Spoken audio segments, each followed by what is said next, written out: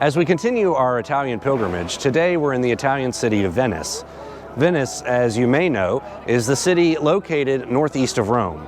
It is a popular tourist draw and cruise ship port as well. It's also a city threatened by frequent flooding, as you can see behind me, and challenges to control or mitigate the flood threat. Many streets are accessible by boat. It's a wonderful city. It's actually one of my favorites in all of Europe. As we're early in Lent and adjusting to our Lenten practices or prayer, let us talk about vulnerability. Venice is vulnerable. The popularity of tourism to this area makes the city vulnerable to crime, graffiti, trash, and just the large crowds themselves. Many citizens are moving out. Stores sometimes need to close due to the demands of so many people. The fear of floods makes the infrastructure vulnerable, as the city is very old and not built to withstand the inundation of floodwaters. Even in St. Mark's Square, where we stand today, is often flooded, as you can see, and people cannot walk safely in this area. Venice is vulnerable, as it may not be able to withstand the approaching years.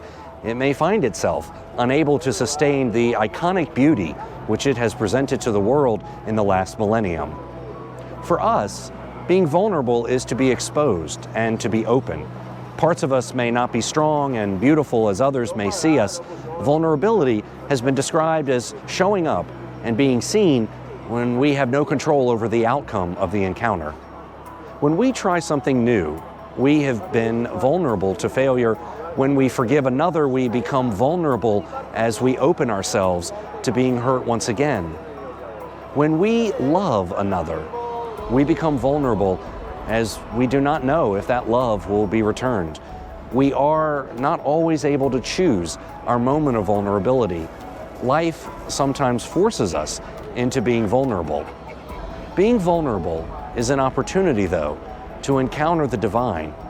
When we accept our challenges, pain, and faults, we open space for the divine. What space will we open for the Lord today? That is the question before us.